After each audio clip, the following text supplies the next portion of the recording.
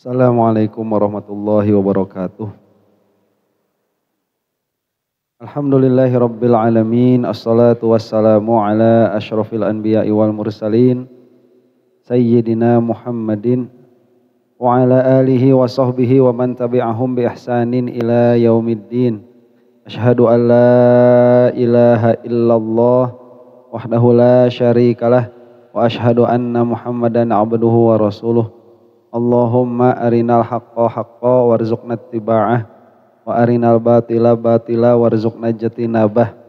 Ya Rabbana ighfir yassir iftah wahdina qarrib wa alif bainana ya Rabbana. Allahumma arhamna bil Qur'an wa 'allimna at-ta'wil wa faqihna fid din warzuqna fahman wa amalan wa maghfiratan wa ridhan wa thawaban wa jannatan wa ru'yatan. Wa qala Rasulullah sallallahu alaihi wasallam, man aradallahu bihi khairan yufaqihu fid din, nawaitu ta'alluma wat ta'lim wa ijtinabal ma'asi fardan lillahi ta'ala. A'udzu bikalimatillahi tammati min syarri ma khalaq. Bismillahirrahmanirrahim. Bismillahirrahmanirrahim. Bismillahirrahmanirrahim. Bismillahirrahmanirrahim. Bismillahirrahmanirrahim. Bismillahirrahmanirrahim. Bismillahirrahmanirrahim. Subhanaka la ilma lana illa ma 'allamtana innaka antal alimul hakim.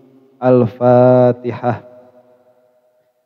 Bismillahirrahmanirrahim. Alhamdulillahi rabbil alamin arrahmanir rahim maliki yaumiddin iyyaka na'budu wa iyyaka nasta'in ihdinas siratal mustaqim siratal ladzina an'amta 'alaihim ghairil maghdubi 'alaihim waladdallin.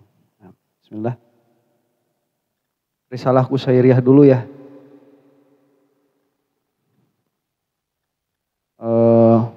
Yaqutun Nafisnya udah mulai susah pembahasannya itu. Istilahnya aheng-aheng. Jadi nanti kalau ada waktu insya Allah kita masuk ke Yaqutun Nafis. Sekarang kita masuk dulu pembahasan Risalah Al-Qusyairiyah. Dua minggu yang lalu sudah selesai muqaddimah muallif dari syarih. Tapi masih ada ini penjelasannya ya. Jadi kemarin itu kita membahas muqaddimah yang mana menjadi motif dari ditaklifnya kitab ini. Nah, kitab ini ditaklif karena ada permintaan dari murid-murid Syekh siapa kemarin itu? Sadiduddin Abdul Mu'ti untuk menjelaskan dan mengumpulkan istilah-istilah yang dipakai oleh para sufiyah, para ahli sufi. Supaya tidak salah memahami di dalam istilah-istilah para sufi. Karena setiap ilmu itu ada istilahnya masing-masing. Kemudian beliau berkata, wa idza intahal kalamu insyaallah taala ila dzikril maqamati minat taubati wazuhdi wa ghairi dzalika fil abwab dzakartu hadda kulli maqamin ala wajhi tahqiqi was shawab. Dan apabila perkataan ini sudah sampai insyaallah ke dalam penyebutan maqamat yang berupa taubat, zuhud dan selainnya, maka saya akan menyebutkan had atau apa had itu?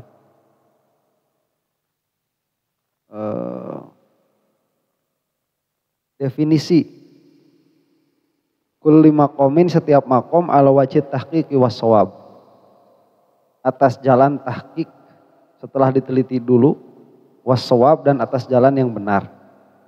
Wa ajraitu alaihi jami'a aqwalis sadati, dan saya akan memberlakukan atas definisi-definisi itu seluruh perkataan as-sadah, orang-orang yang berhak untuk diikuti, minal masyayikhi, yang mana mereka itu syekh-syekh, guru-guru di dalam ilmu tasawuf, itu orofa maqasiduhum minat tahdid, supaya diketahui apa maksud mereka dari memberikan had seperti itu.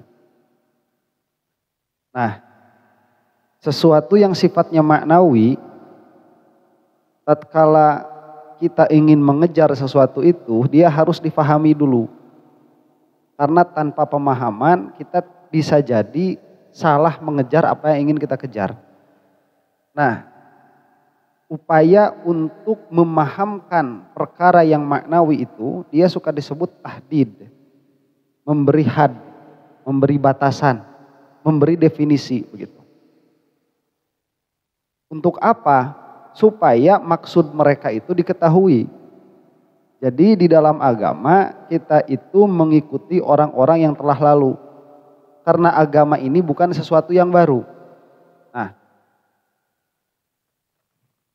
kalau kita beragama dengan pemahaman kita sendiri tanpa landasan orang-orang terdahulu, maka pada hakikatnya kita itu sudah membuat agama yang baru. Nah, supaya tidak seperti itu bagaimana? Maka kita membaca bagaimana orang-orang terdahulu di dalam memahami agama. Nah, cuman ada gap, ada problem di sini. Apa problemnya? Bahasa. Jadi mereka itu memakai bahasa yang belum tentu bisa kita pahami. Bukan hanya dari segi perbedaan bahasa, tapi juga dari istilah yang dipakai. Jadi ilmu nahwu, ilmu shorof itu hanya bisa dipakai untuk memaknai zohir apa yang dituliskan atau zohir apa yang diucapkan. Atau adapun isi dari apa yang diucapkan itu memerlukan ilmu yang lain. Nah, di antaranya itu ilmu-ilmu yang khusus membahas dalam permasalahan apa kita berbicara. Dalam hal ini kita berbicara tentang ilmu tasawuf.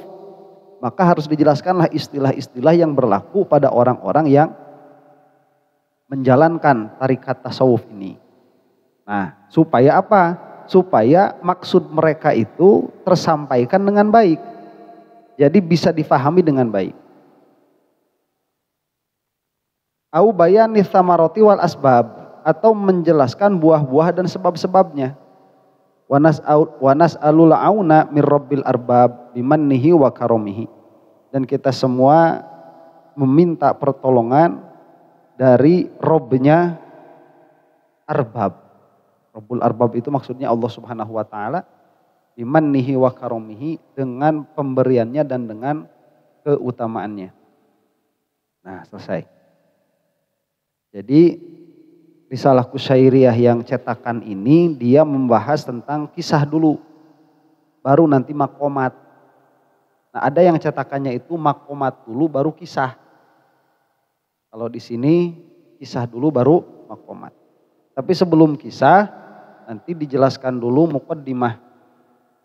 Muqaddimah bagaimana para sufi itu mereka menjalani kehidupan sehari-hari, fondasi dan landasannya itu apa.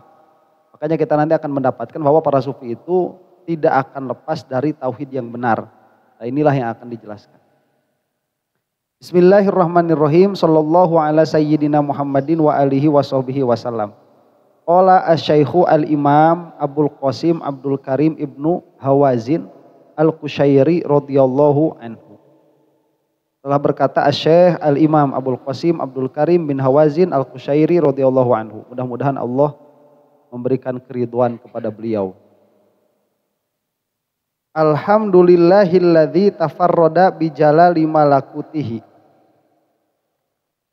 Nah, ini kalau menjelaskannya dengan bahasa Arab sudah tidak perlu diindonesiakan, tapi masih perlu penjelasan begitu. Jadi kita itu ngajinya dua lapis. Lapis pertama itu menerjemahkan zohir, lapis kedua itu memberikan makna. Nah, kalau orang-orang Arab itu sudah langsung memberikan makna karena zohirnya sudah punya akses masing-masing begitu. Nah, kita harus diterjemahkan dulu. Alhamdulillah itu suka diterjemahkan segala puji hanya milik Allah. Nah, hamdalah ini adalah ekspresi dari mengingat kebaikan Allah Subhanahu wa taala. Jadi tatkala kita ingat kepada kebaikan, itu ada dua. Apakah ingatnya itu akan diekspresikan atau tidak? Jika tidak diekspresikan, hanya di dalam hati, maka itu dia disebut sanaun. Sanaun. Jika dia diekspresikan, maka dia menjadi hamdun. Bahasa kitanya apa? Pujian. Jadi memuji itu dia harus bersumber dari mengingat kebaikan Allah. Jika diucapkan, maka dia menjadi hamdun. Maka ekspresi mengingat kebaikan yang paling bagus itu kalimat ini, karena inilah kalimat yang diajarkan. Apa? Alhamdulillah. Nah, nanti ada yang namanya syukur. Syukur itu adalah mengingat kebaikan yang secara langsung berkenaan dengan kita. Jadi kalau kebaikan itu kan ada yang berkenaan langsung dengan kita, ada yang tidak berkenaan langsung dengan kita. Nah, yang berkenaan langsung dengan kita itu seperti apa? Seperti misalkan kita diberi hidup, kita diberi sehat, kita diberi ketajaman dalam panca indera. Nah, itu adalah kenikmatan yang Allah berikan kepada kita secara langsung. Kita ingat akan hal itu, kemudian kita mengekspresikannya, maka itu namanya syukur. Jika yang diingat itu adalah kebaikan secara mutlak, baik itu berkaitan dengan kita atau bukan, yang mana yang berkaitan dengan kita itu tidak dilihat. Misalkan kita ingat kebaikan Allah kepada para nabi, kita ingat kebaikan Allah kepada para rasul, kemudian kita mengucap hamdalah. Nah, itu namanya nanti bukan syukur, itu namanya hamdun. Hamdun. Maka syukur dan hamdun ini dia bisa bersatu. Jadi kita itu ya bersyukur ya memuji, bisa. Kapan itu? Tatkala kita ingat kebaikan Allah kepada kita secara langsung dan kita mengucapkannya dengan ucapan alhamdulillah. Nah, itu berarti kita sedang memuji dan sedang bersyukur dengan satu kalimat. Nah, ini harus dilaksanakan ya. Kalau kata para ulama itu, kalau syukur itu hukumnya wajib. Hukumnya wajib. Jadi tatkala kita ingat kebaikan Allah kepada kita, kemudian kita itu harus ingat kepada kebaikan itu dan kita harus mengekspresikannya. Nah, di dalam mengekspresikannya ini bisa dengan hati, bisa dengan lisan. Itu sudah disebut syukur. Kalau hamdun itu harus dengan lisan, tidak bisa dengan selain lisan. Jadi bisa bersatu antara hamdun dan syukrun ini. Nah, musannif yaitu Al-Imam Al-Qushairi di dalam kitab ini beliau memulai dengan Bismillahirrahmanirrahim. Bismillahirrahmanirrahim. Bismillahirrahmanirrahim itu bukan dengan nama Allah yang Maha Pengasih dan Maha Penyayang, bukan. Itu terjemahan, bukan makna.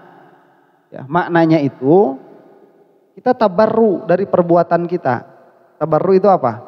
Membebaskan diri dari perbuatan kita. Jadi kita mengingat bahwa perbuatan kita ini adalah takdir Allah Subhanahu wa taala. Nah, mengingatnya itu dengan mengucap Bismillahirrahmanirrahim. Karena di situ pasti ada fiil yang mahdzuf. Ada fiil yang tidak disebutkan. Apa fiil yang tidak disebutkannya? Di sini u'allifu. Aku mentaklif, aku menyusun kitab ini Bismillahirrahmanirrahim dengan ismul Allah yang Rahman, yang Rahim. Kemudian mengucap hamdalah. Halo? Saya pertarusan? Saya. Nah, setelah mengucap hamdalah, Al-Imam Al-Qushairi mengingat atau menyebutkan sifat Allah. Beliau berkata, alladzi tafarroda bijalali malakutihi. Yang mana Allah itu menyendiri dengan jalaliyah malakutnya. Yang mana Allah itu menyendiri dengan jalaliyah malakutnya. Nah, ini pensifatan Allah dengan sifat yang khusus.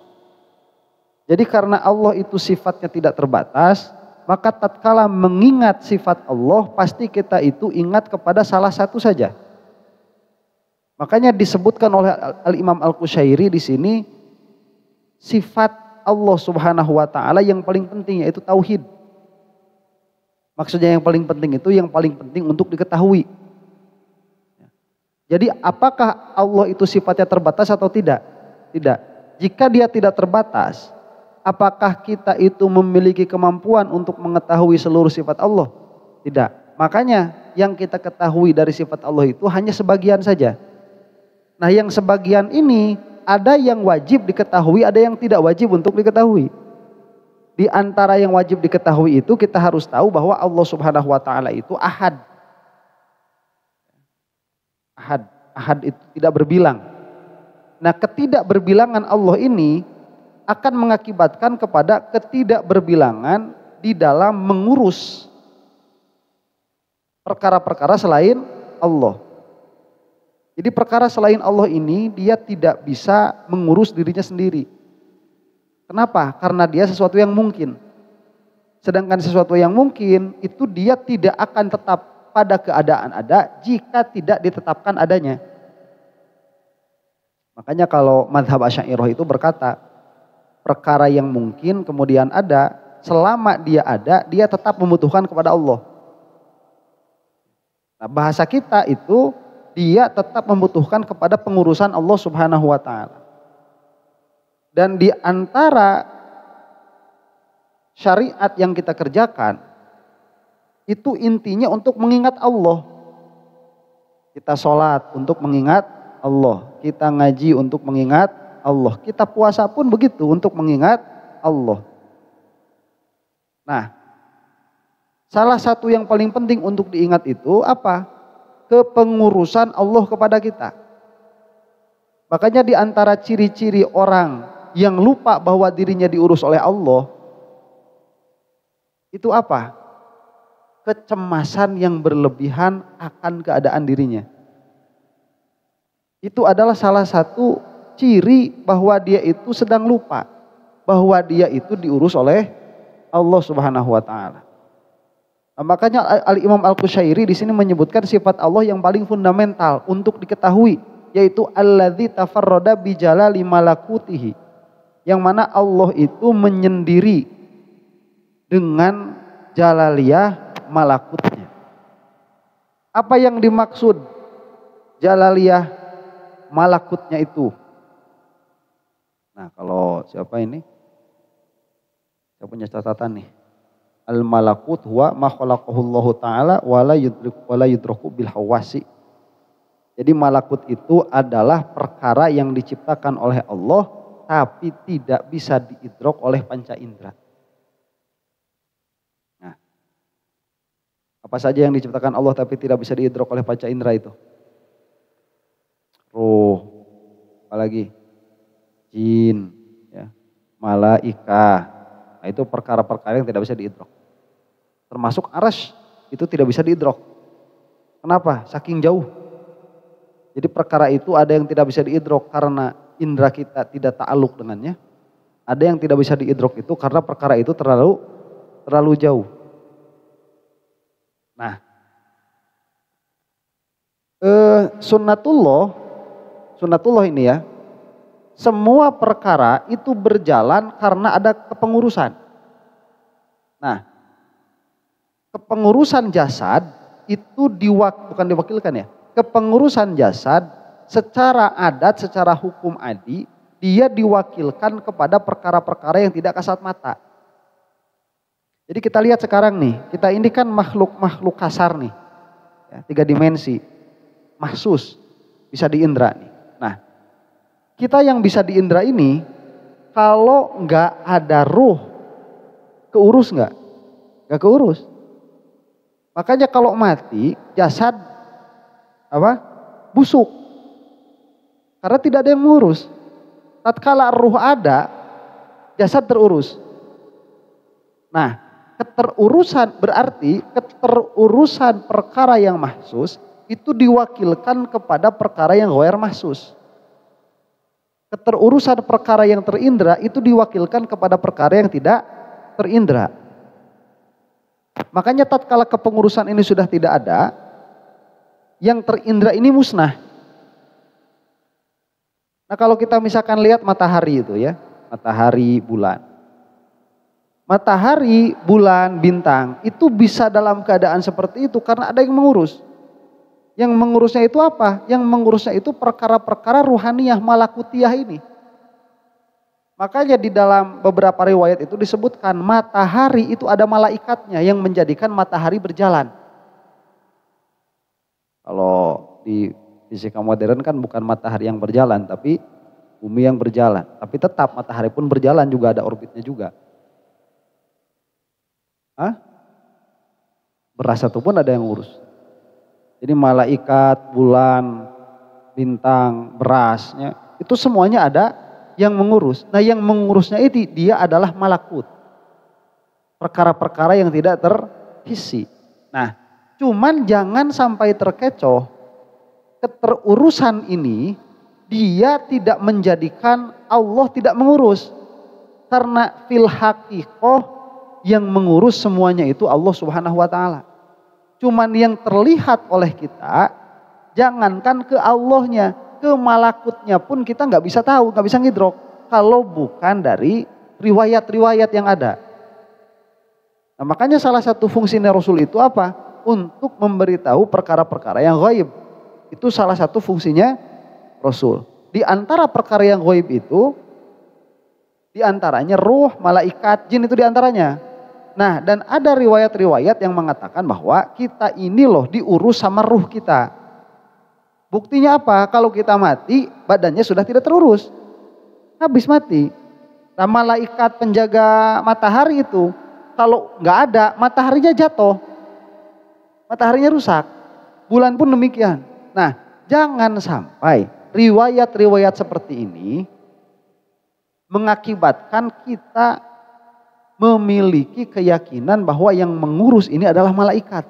Yang mengurus ini adalah ruh. Di dalam kenyataannya tidak. Di dalam kenyataannya, di dalam realitanya, di dalam hakikatnya. Yang mengurus ini siapa?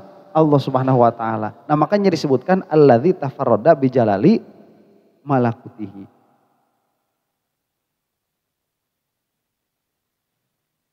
Sunatullah. Sunatullah.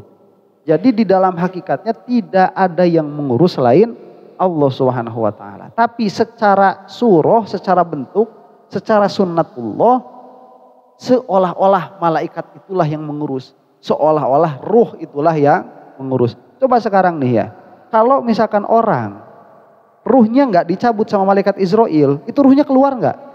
Nggak keluar. Tapi hakikatuhu bukan malaikat Israel ini yang mencabut. Hakikatuhu yang mencabutnya Allah Subhanahu wa ta'ala. Begitu. Jadi itu dia makbul. Ya, makbulnya sudah seperti itu. Karena tidak ada yang punya taksir, tidak ada yang punya efek selain Allah Subhanahu wa ta'ala. Wa tawahhada bi jamali jabarutihi. Dan yang menyendiri dengan jamaliyah jabarutnya.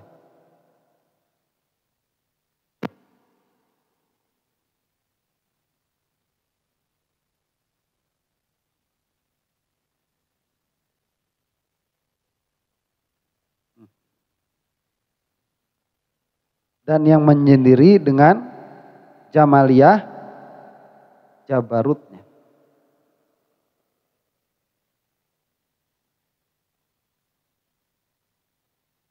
Nah lihat ya. Ini kita mau membahas dari segi apa nih? Jadi Allah Subhanahu wa ta'ala itu ahad. Perkara yang ahad itu sebetulnya tidak akan bisa dibahas. Kenapa? Karena ahad. Nah, kalau kita sedang berbicara tentang ahadiyahnya Allah, kita tidak akan bisa melihat apa-apa. Kita hanya bisa tahu Allah saja. Allah, sudah. Selain Allah, tidak ada. Jika kita membahas ahadiyah. Nah, kenyataannya Allah Subhanahu wa ta'ala itu menciptakan makhluk. Yang mana makhluk ini problematik. Dia punya masalah nih makhluk ini. Di mana masalahnya makhluk itu? Masalahnya itu, Waalaikumsalam warahmatullahi wabarakatuh. Tatkala kita melihat makhluk, kita melihat sesuatu selain Allah. Karena secara makna Allah bukan makhluk, makhluk bukan Allah. Secara makna. Nah, kalau kita melihat ahadiyahnya Allah, bisa tidak kita mengatakan Allah itu baik atau jelek? Gak bisa, karena tidak ada apa-apa selain Allah Subhanahu wa ta'ala. Nah, cuman Allah menciptakan makhluk. Dari makhluk-makhluk itu ada yang bisa berpikir seperti kita. Ada yang tidak bisa berpikir seperti kucing. Ada yang nggak bisa jalan seperti batu. Nah, kalau udah nggak bisa bergerak, gimana mau apa? Kalau sudah tidak bisa bergerak, bagaimana dia bisa berkembang? Jika dia tidak bisa berkembang, bagaimana dia bisa berpikir? Nah, akhirnya pikiran inilah yang menjadi jembatan kita memahami Allah. Ya, pikiran inilah yang menjadi jembatan kita mengenali Allah. Makanya kenapa mengenal Allah itu dia terkhusus hanya bagi manusia saja. Di dalam makhluk-makhluk yang kasat mata seperti kita ini. Di dalam makhluk-makhluk materi. Karena tidak ada yang memiliki pikiran selain manusia. Maka hanya manusialah yang bisa mengenal Allah. Nah, problematik, di mana problemnya? Problemnya, tatkala kita melihat makhluk, kita suka berhenti pada kemakhlukan itu. Jadi tatkala kita melihat langit, kita berhenti di langit. Tatkala kita melihat gunung, kita berhenti di gunung. Tatkala melihat laut, kita berhenti di laut. Padahal langit, gunung, dan laut itu adalah sarana untuk mengenal Allah.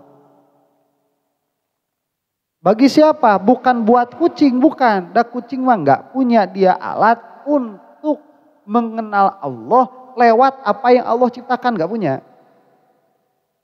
Nah, manusia yang memiliki pikiran itu bisa sampai ke sana. Cuman sebagian makhluk itu masih bisa mengambil manfaat meskipun mereka tidak mengenal kepada Allah. Manfaatnya ini masih terasa. Seperti kucing misalkan. Tatkala dia itu makan makanan kucing, ya, mereknya Whiskas itu kira-kiranya si kucing ngerasa enak gak tuh? Ngerasa enak. Makanya si kucing itu beda segutna teh kalau lagi makan Whiskas sama makan apa? Dorok-dok. Itu beda. Dikasih dorok-dok itu makan ya kruk-kruk melonggak orang teh gitu deh, kruk-kruk melonggak orang teh. Dikasih Whiskas mah terus jelatin sampai habis tuh. Kalau belum habis itu enggak noleh-noleh karena nikmat. Jadi pada akhirnya si kucing pun bisa mendapatkan manfaat dari apa yang Allah ciptakan meskipun si kucing ini tidak memiliki apa? Pikiran, tidak memiliki akal. Pun manusia banyak yang seperti itu. Tatkala dia mengambil manfaat dari apa yang Allah ciptakan, dia itu tidak sampai kepada Allah, dia hanya berhenti pada kenikmatan yang sedang dia nikmati saat itu. Nah, sehingga dalam kacamata orang atau dalam kacamata kucing, Tuhan itu tidak ada, Allah itu tidak ada. Karena yang ada itu kenikmatan ini, Whiskas ini. Gak jadi kenal sama Allah. Yang adanya Whiskas ini udah, makan aja di situ udah selesai. Sampai mati kerjaannya kayak gitu aja terus. Itu si kucing tuh. Manusia yang menggunakan akalnya, dia bisa melihat satu di dalam banyak ini. Satu di dalam banyak. Nah, melihat satu di dalam banyak, awas, jangan kayak batiniah. Si batiniah itu mereka punya i'tiqadnya seperti ini. Ini Allah, ini Allah, ini Allah, ini Allah. Allah di mana-mana. Malah ada Allah dalam diri. Itu si batiniyah, itu batiniyah berkedok sufi. Padahal tasawuf itu yang asli, yang lurus, tidak ada yang punya keyakinan seperti itu. Allah yang ada di luar diri dan Allah yang ada di dalam diri. Muhammad yang ada di luar diri dan Muhammad yang ada di dalam diri. Itu mah bukan sufi, itu batiniyah berkedok sufi. Makanya apa maksud satu di dalam banyak itu? Maksud satu di dalam banyak, akal itu dia bisa melihat seluruh alam ini pada akhirnya jenisnya satu. Jenis apa? Jenis muhdatsat. Dia jenis perkara-perkara yang pernah tidak ada kemudian ada. Semua perkara yang pernah tidak ada kemudian ada, ini menunjukkan kepada adanya yang mengadakan. Dari segi itulah akal melihat bahwa alam ini dia adalah pengejawantahan dari Sang Ahad. Dari segitu. Dan tatkala manusia kenal ke situ, dia tetap kok ngerasa enak makan bakso, tetap. Ya kan? Halo? Kita kan ngaji tauhid. Apa gara-gara udah kenal tauhid kita minum susu jadi nggak enak? Enggak, tetap aja. Ya, minum kopi tetap enak, minum susu tetap enak. Makan daging tetap enak. Nah, maksudnya apa? Maksudnya kita itu akhirnya melihat banyak sekali perkara yang menunjukkan kepada sifat Allah. Dihina tetap gak enak, makan yang pahit tetap pahit, ada kucing tetap kabur, nusian ku ucing mah. Nah, ada kecoa tetap kabur, yang takut sama kecoa mah. Padahal kita tahu semuanya ini hanya menunjukkan kepada Allah. Dari situlah kita melihat tajalliyatnya Allah Subhanahu wa taala. Nah, makanya disebut di sini wa tawahhada bijamali jabarutihi. Apa itu jabarut? Wa al-iradah. Yang mana beliau itu, yang mana Allah Subhanahu wa taala itu menyendiri di dalam keindahan jabarutnya. Apa maksud keindahan jabarutnya itu? Irodah-irodahnya yang indah. Makanya disebut tawahhada. Tawahhada. Wa ta'azzara bi'uluwi ahadiyatihi. Dan yang satu-satunya di dalam ketinggian ahadiyahnya.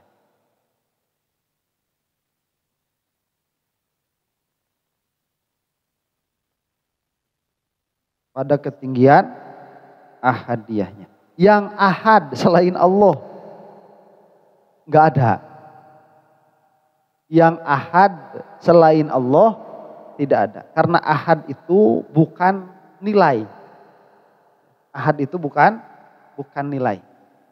Ada yang satu, ada. Seperti apa? Matahari, itu matahari satu tuh. Bulan satu yang kita tahu gitu ya. Karena pengertian matahari itu yang bintang terdekat. Bintang terdekat itu cuma satu itu. Nah, matahari satu, bulan, bumi itu satu. Apakah mungkin ada yang keduanya? Karena itulah dia tidak disebut ahad bidzat. Tidak. Karena dia ada kemungkinan ada. Nah, Al-Imam Al-Qushairi memberikan isyarat kepada kita bahwa Allah Subhanahu wa taala itu hanya satu-satunya yang ahad. Dan ini adalah i'tiqadnya para sufi. Jangan sampai kita itu punya i'tiqad ada yang ahad selain Allah. Wa taqaddasa bisumuwi somadiyatihi. Dan yang suci dengan ketinggian somadiyahnya. Maksud dengan ketinggian somadiyahnya itu apa? Wallahu a'lam. Cuman as-somad itu dimaknai yang menjadi pelarian segala kebutuhan. Itu namanya as-somad. Kalau dia hanya menjadi pelarian sebagian kebutuhan, dia tidak bisa disebut as-somad. Kita punya kebutuhan apapun itu, sebesar apapun itu, serumit apapun itu. Yang satu ini dia bisa memenuhi seluruh yang kita butuhkan. Nah, maka yang satu ini dia sah disebut as-somad. Maka ini isyarat dari Al-Imam Al-Qushairi. Selain Allah Subhanahu wa taala tidak bisa memberi manfaat dan tidak bisa menghilangkan madarat. Maka kalau misalkan ada sufi yang mana sufi ini berkata, sudah yang penting taat sama guru, nanti kamu selamat, itu sudah jelas sufi yang sesat. Sudah jelas sufi yang sesat. Karena perkataan guru itu baru dia bisa diikuti jika sesuai dengan apa yang Allah perintahkan. Jika sesuai dengan apa yang Rasulullah perintahkan. Dan awas, Rasulullah pun tidak bisa memenuhi kebutuhan kita. Barang sedikit pun gak bisa. Fil hakikoh. Dalam hakikatnya. Karena Rasulullah Shallallahu Alaihi Wasallam beliau itu bertugas menyampaikan apa yang harus disampaikan dari Allah, itu saja. Nah, secara adat akhirnya Rasulullah ini beliau menjadi wasilah sampainya perkara yang paling berharga kepada kita. Apa itu? Ilmu. Nah, wasilah ini jangan dianggap sebagai hakikat begitu. Nah, guru-guru pun demikian. Guru-guru ini hanya sebagai wasilah sampainya ilmu. Jangan dianggap sebagai hakikat. Makanya ada sufi itu tatkala gurunya mati, dia nangis gogorelengan. Nangis dia tuh. Ditegur sama temennya. Kamu kenapa nangis? Katanya itu guruku mati. Nanti saya mau belajar sama siapa? Lah ini temennya masih murid gurunya juga. Kamu kenapa gak nangis? Ya salah kamu katanya. Kenapa berguru sama manusia? Saya ini berguru sama zat yang tidak kena mati. Berguru sama siapa? Sama Allah. Lah maksud berguru sama Allah itu gimana? Ya bergurunya sama orang yang udah mati itu tadinya itu. Itu berguru sama Allah. Berguru sama ulama, itu wasilahnya. Tapi dia itu tetap ingat bahwa guru saya ini hanya sebagai wasilah. Makanya kalau guru saya ini sebagai wasilah, kalau guru saya mati, ya udah tinggal cari wasilah yang lain.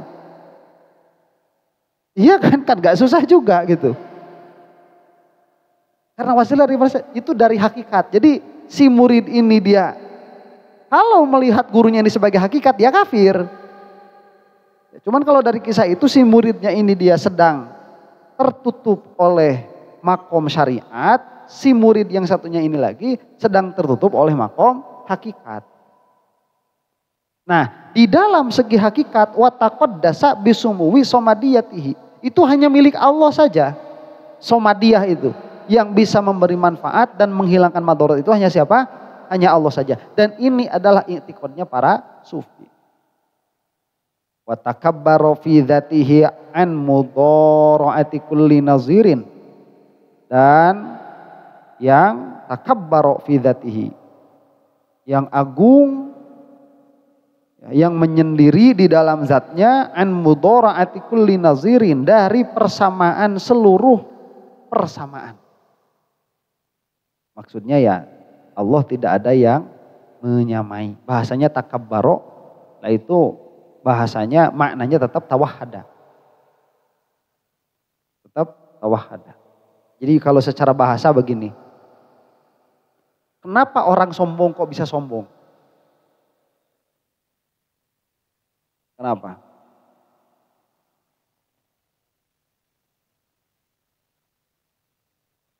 Ya, karena dia merasa lebih. Kenapa dia merasa lebih?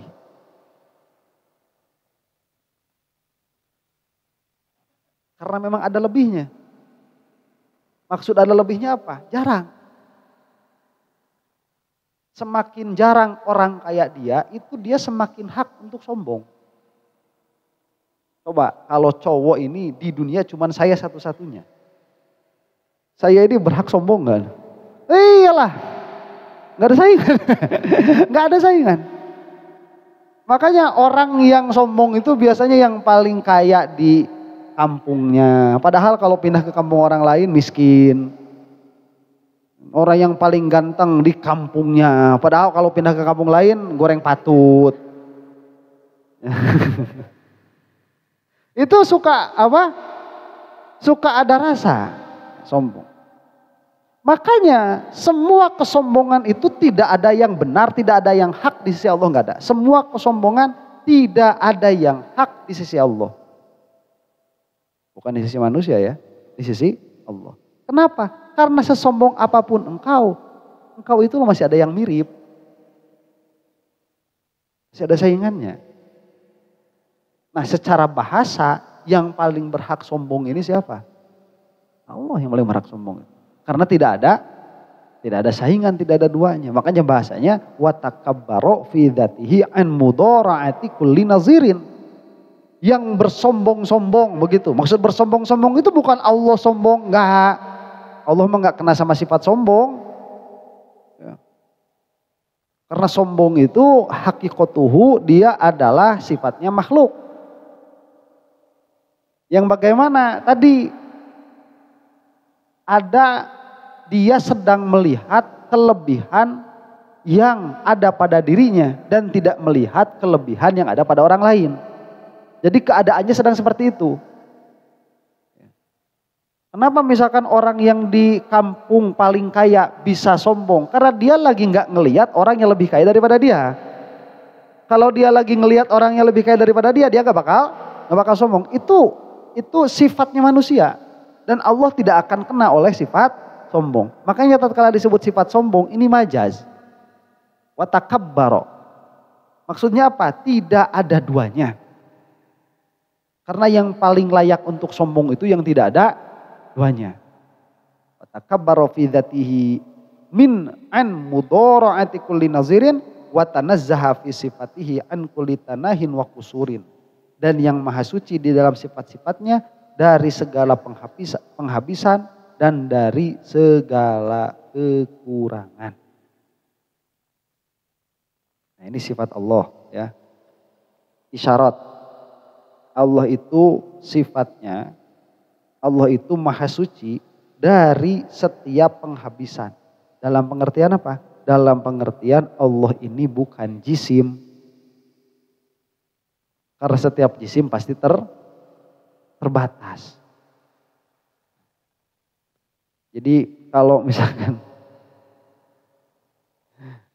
ada bahasa ya, kita itu sering salah sangka sama orang Nasrani. Dari segi bahasa suka salah sangka, dari segi pemahaman juga suka salah sangka. Cuman meskipun kita salah sangka, mereka itu udah jelas salah begitu. Cuman kita salah menyangka kesalahan mereka. Orang yang menjawab 1 tambah 1 sama dengan 4 sama enggak sama orang yang menjawab 1 tambah 1 sama dengan 6? Enggak, yang 1 atau 4, yang 1 6. Cuman dua-duanya sama-sama salahnya. Nah, kita itu suka bilang ya, orang Nasrani ini punya Tuhan Bapa, ada Tuhan Anak, ada Tuhan Ibu. Nah, orang Nasrani itu bilang, kami ini bukan Nasrani, gak mau disebut Nasrani. Itu pertama. Kedua, tidak ada Tuhan Ibu, yang ada itu Ruh Kudus. Oke lah, kita dengerin aja dulu. Oh gitu, ya udah, berarti yang ada apa? Tuhan Bapa, Tuhan Anak, Roh Kudus. Itu yang ada. Iya, yang ada itu. Ya udah, itu yang ada, tetap salah. Tetap gak masuk akal. Terus bilang lagi, oh bukan, tapi Tuhan Bapa, firman Tuhan, dan Roh Kudus. Yang mana firman Tuhan itu adalah Yesus. Ya udahlah, terserah kamu, tetap salah, begitu. Nah, kadang-kadang mereka juga salah sama kita. dibilangnya orang Islam itu, dibilangnya kita itu punya i'tiqad Allah di mana-mana. Kata dia begini, kita itu sama Islam sama-sama nggak masuk akalnya. Kalau kita itu nggak masuk akal karena mempercayai Trinitas, orang Islam itu punya nggak masuk akal karena punya keyakinan Tuhan ada di mana-mana. Terus kita bilang, emang Islam yang mana yang punya keyakinan Tuhan di mana-mana? Inilah pentingnya hudud di dalam tauhid. Mana yang Islam, mana yang enggak. Gitu. Nah, orang itu kalau misalkan dia punya i'tiqad Allah di mana-mana, apakah dia masih bisa disebut Islam? Apakah orang tatkala dia itu punya i'tiqad bahwa Allah di mana-mana, apakah orang itu masih Islam? Nggak bisa. I'tiqadan dia nggak bisa disebut Islam. KTP-an bisa. Secara KTP dia muslim bisa. Tapi secara i'tiqad itu sudah keluar dari Islam. Kita mau nggak disebut kita itu mempunyai i'tiqad Allah ada di mana-mana? Nggak mau. Tapi orang sering melabelkan i'tiqad itu kepada Islam. Hakikatuhu. I'tiqad itu bukan dari Islam, bukan dari kita. Ya, jadi kesalahpahaman ini di dalam hal-hal yang mendetail itu terjadi.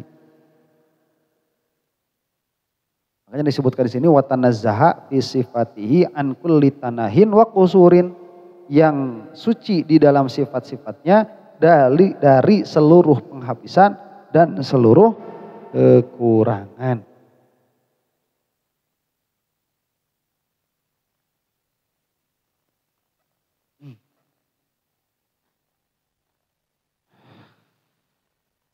Jadi kalau ada catatan di kitab saya ini begini. Kita itu bahasanya begini ya. Ma'arafta rabbaka illa bifusurika an ma'rifatih. Engkau tidak akan mengetahui Rabbmu kecuali dengan kekuranganmu dari ma'rifatnya. Nah, maksudnya bagaimana? Kalau kita itu sudah tahu kita tidak akan bisa makrifat kepada Allah, nah kamu itu sudah makrifat. Ya. Kalau kamu sudah tahu bahwa kamu itu tidak bisa makrifat kepada Allah, maka kamu itu sudah makrifat. Nah, cuman bahasa-bahasa global kayak gini, ini harus difaham. Kalau misalkan kita itu sudah jelas bahwa kita itu mengakui bahwa kita tidak bisa ma'rifat kepada Allah, terus kita ngapain ngaji tauhid?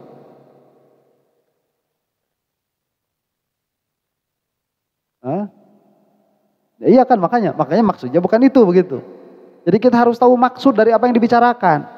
Lihat ya, kalau kamu sudah tahu bahwa Allah itu tidak bisa dikenal, maka kamu sudah kenal. Jika kamu sudah mengakui bahwa kamu tidak bisa ma'rifat kepada Allah, maka kamu sudah ma'rifat. Tapi tetap sifat 20 harus dipelajari. Nah itu kesimpulan, betul. Itu kesimpulan dari kita tidak bisa ma'rifat. Kesimpulan dari kita tidak bisa ma'rifat itu, kita menisbahkan sifat-sifat kepada Allah yang salbinya kita tetapkan salbi, yang ma'aninya kita tetapkan ma'ani, yang maknawiyahnya kita tetapkan maknawiyah. Lahus sifatul muhtassatu bihaqqihi. Dia itu Allah memiliki sifat-sifat yang hanya khusus untuk Allah. Awas nih. Allah ini memiliki sifat-sifat yang hanya khusus untuk Allah. Nah, musyrik itu apa? Musyrik itu menetapkan sifat Allah kepada makhluk atau sebaliknya. Menetapkan sifat makhluk kepada Allah. Jika kita mengenal satu sifat yang mana itu sifat makhluk, misalkan bertempat, berwarna, indah, itu disifatkan kepada Allah, maka itu musyrik. Karena ini sifat makhluk. Kasih sayang, itu sifat makhluk. Benci, marah, itu sifat makhluk. Dan ini dinisbahkan kepada Allah secara hakikat sifatnya, maka itu musyrik. Pun sebaliknya, sifat Allah ditetapkan ke makhluk, itu pun musyrik juga. Seperti apa? Kidam. Hakikatuhu kidam Allah, kita meyakini ada di makhluk, itu musyrik. Hakikatuhu, bakoknya Allah ditetapkan ke makhluk, itu pun musyrik juga. Nah, yang tidak makhluk itu cuman Allah. Gus Baha sama si siapa itu? Rozi Hashim bilangnya itu ruh tidak makhluk. Itu salah. Karena yang tidak makhluk itu hanya Allah. Kalau ruh dalam pengertian ruh itu yang menjadi syarat kita hidup, itu dikatakan tidak makhluk, maka itu sudah salah, sudah sesat itu. Mau siapapun yang ngomongnya, mau Gus Baha, mau yang ngomongnya itu si siapa, Rozi Hashim, yang ngomongnya saya, itu kalau udah kayak gitu, udah salah. Tidak bisa dibenarkan. Karena Allah Subhanahu wa Ta'ala itu khusus dengan sifat-sifatnya. Harus hati-hati. Wal ayatun natiqatu bi annahu ghairu musyabbahin bi khalqihi. Dan Allah itu memiliki ayat-ayat yang mengandung makna bahwa Allah itu tidak serupa dengan makhluknya. Ya, tidak serupa ini, awas, jangan kayak Wahabi. Tidak serupa ini orang-orang Wahabi mah di dalam ilustrasi. Tapi di dalam makna serupa. Di dalam ilustrasi tidak serupa. Contoh misalkan ya, tidak serupa di dalam ilustrasi ini, tapi serupa di dalam makna. Coba, kita punya tangan nggak? Punya. Jin punya tangan nggak? Punya. Tangan yang ada di jin itu anggota badannya jin bukan? Iya. Tangan yang ada di kita itu anggota tangan kita bukan? Iya. Bentuk tangannya jin sama nggak sama bentuk tangan kita? Gak tahu. Kira-kiranya sama apa beda? Beda. Lawang itu jin, kita manusia. Beda. Nah, jadi si jin punya tangan, kita punya tangan. Cuman tangannya jin nggak sama tangan kita. Nah, itu dia menyamakan di dalam makna, membedakan di dalam ilustrasi. Ya. Nah, si Wahabi itu sama Allah kayak gitu. Allah punya tangan nggak? Punya. Jangan ditanya tangannya kayak apa. Yang jelas tangan hakiki. Tatkala menyebutkan tangan hakiki, itu adalah bagian dari entitas sesuatu itu. Itu musyrik yang kayak gitu. Karena telah menetapkan sifat makhluk kepada Allah. Terus kalau ditanya nih, buruk punya kaki enggak? Punya. Kita punya kaki enggak? Punya. Sama enggak kaki kita sama kaki buruk? Beda. Cuman buruk punya kaki. Kita punya kaki, cuman kaki buruk enggak sama kayak kaki kita. Tuh si Wahabi mah gitu. Allah punya kaki, kita punya kaki. Cuman kaki Allah enggak sama kaki kita gitu. Itu cuman beda di dalam ilustrasi saja. Tidak beda di dalam makna. Adapun kita mengatakan Allah itu tidak pernah berkata Allah punya kaki. Rasul pun tidak pernah berkata Allah punya kaki. Rasul pun tidak pernah berkata Allah punya wajah. Rasul pun tidak pernah berkata Allah punya tangan. Karena Rasul tidak berkata dengan bahasa Indonesia. Rasul itu berbicaranya dengan bahasa Arab. Nah, dalam bahasa Arab ini tatkala Rasulullah SAW menyebutkan yadullah fauqa aidihim, yang dimaksud itu bukan tangan maknawi hakiki yang kita maksud. Baik dari segi makna atau dari segi ilustrasi. Bahasanya kaif. Baik dari segi makna ataupun dari segi kaif. Itu bukan itu yang dimaksud oleh Rasulullah. Maka apa maknanya? Kita bilang itu ayat mutasyabihat, wallahu a'lam, yang jelas bukan tangan begitu.